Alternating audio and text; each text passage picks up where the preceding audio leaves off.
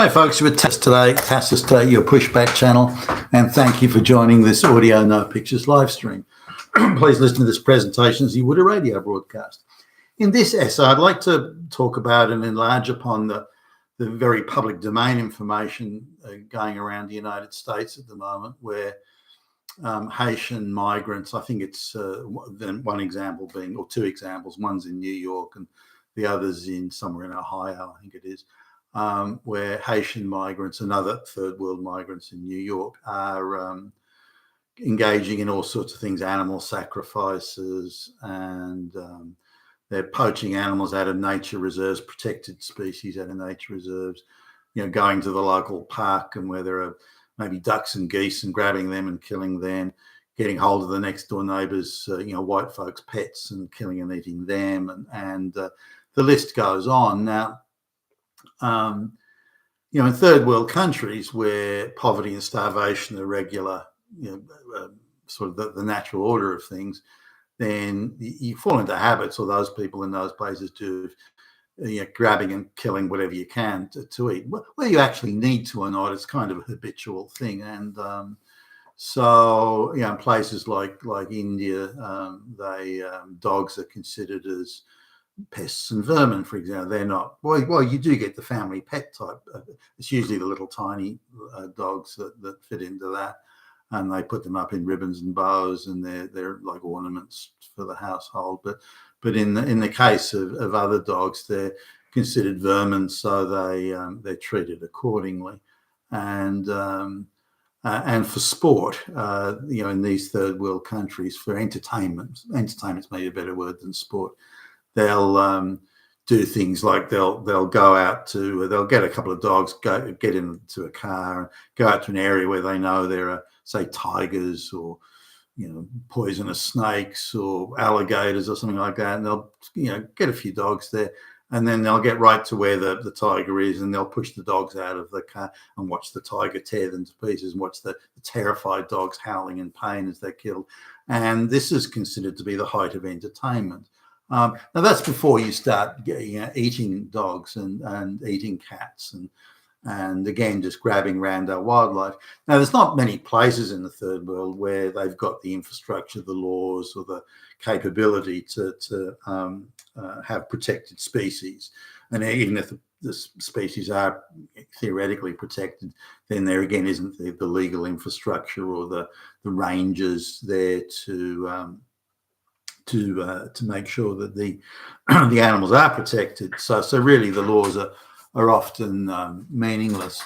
And even where death is for example, poachers poaching elephant tusks in Africa, they're more than prepared to accept death, the poachers, because there are in some of those parks where they rely heavily on Western tourism, they do have quite a few rangers with a shoot to kill sort of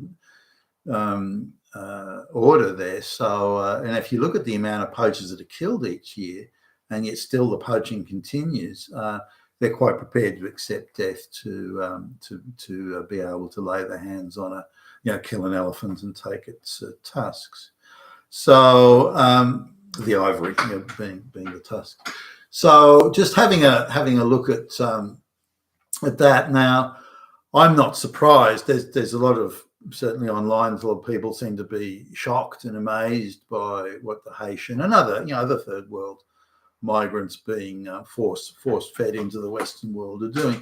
But the same's in Australia, and the law enforcement attitudes are very politicized in Australia, as indeed they are in Britain and elsewhere around the US. Now, recently, a while ago in Australia, there's a certain protected marsupial species in Australia that again is protected by law. So the penalties are 6 months in prison or a $5,000 fine, whatever it was. So a group of third world, I think they came from Burma or somewhere like that, third world migrants. I mean, what are they doing in Australia? They've got no skills. They've got nothing. They can't speak the language. They've got no capacity to fit into the local society. Why would you bring them? Anyway, they're here in Australia. So they've decided that they're going to go around with bows and arrows, no less, killing off and capturing these protected species and then eating them. And so and they were caught. They were pulled over driving erratically in a car, and the police officer smelt the burning meat, and so looked, and said, "Well, I want to see what this." Opened the boot, found that. But these people, they didn't get anything. They got taken. They got prosecuted, but the judge just, they don't know our culture, and hey, let's not hold them to a high standard. Naughty, $50 fine. Don't do it again. That was it. So now, there was a white guy who was in difficult economic circumstances, and he was killing off, or had killed. How many it was unknown, but a particular species that was protected, and he got 3 years in prison for it. Why did he get 3 years in prison, but the other, the people got no? I mean, why is the law not applied equally? It's, you don't understand our culture, for goodness sakes. Now, there are also numerous cases where, right next to a nature reserve, Chinese people bought up very expensive property, actually, and just decided to cut down all the trees. They had no permission to do it. There are very serious penalties for doing that, but somehow no one, the council and nobody wanted to go after them. They're just allowed to do it. So the removal of habitat, again, migrants. Now, these Chinese people they were rich. They weren't unsophisticated. They know the law. And they're not illiterate peasants. But somehow they get a free pass. Now, also, again, wealthy Chinese are capturing, again, protected species, koalas, that sort of thing. Are capturing, putting food and baits there and then dropping a net on them. They're capturing local protected species, then they're putting them in a cage with a raptor eagle or with a constrictor snake. So the protected species, that the koala is being put in a cage where it can't get away, and then they're putting and this is entertainment, that they actually get people to come over and they're all watching, and they watch then they watch the snake chasing the terrified koala around or grabbing the koala. The koala is screaming in pain and agony and fear, defecating, and they're going, and they're enjoying every fucking minute of it. And yet you go to the authorities here and say, listen, are you aware that Australian marsupials, protected species, are being poached by these people, and then they're watching it being torn to pieces by saying, just for entertainment, and authorities don't care. They just don't want to know. No, they different culture. So now the list goes on with things like dogs disappearing, cats being torn to pieces and hung up and sacrificed, all sorts of things like that. The dogs, you used to be able to go and get dogs quite cheaply from dog pounds, dog kennels type thing, and but then it was discovered that the various third world people coming in were saying, wow, that's a cheap source of meat. You can buy a 30-kilogram dog for $20. You can't buy any meat for that price. The assumption was, of course, that the people buying the dog would want to love and care for the dogs and put them into give them a loving home and this sort of thing. And instead, they were just being bought to go in the cooking pot. So that had to be dealt with. So there's a lot of changes that we have to undergo in the West and in the first world countries now to protect and guard against the privations of third world peasant habits. When their own infant mortality is running at 25 or 30% in the rural areas in these countries, why would they care about whether a dog dies an unfortunate death? They're watching human death around them all the time and are used to it culturally, and they've been desensitized to it. So they see the world very differently than we do. And there isn't any induction program in place to bring them in. Now, we do not go around killing and eating dogs in this country. If you do, you will go to prison and be deported. Okay, got that. Now there's no inductions like that at all. They just come straight in and think that they're so I was looking at a I was in the shopping centre. I bumped into a neighbour who had her little dog there, and she had to go into a shop, and she couldn't take the dog into a shop. So I said, okay, well, I'll sit. There's a little park area, so I'll sit in the park. And they had a like a migrant, some sort of migrant service thing going on in like a town hall that was adjacent to the park. So there are quite a few migrants there, and again, it looks like they just stepped off the boat or the plane from the third world. They were absolutely, totally third world in attitude, outlook. So there are a bunch of children there, and I was sitting there with the dog, and the children came over and started trying to kick the dog and hit the dog. And so I was, you almost didn't know what to do. I sort of said, what? So I told them to stop, and they were, what do you mean? What's your problem? They kept on going. These are young children. These would be 5 years old, younger.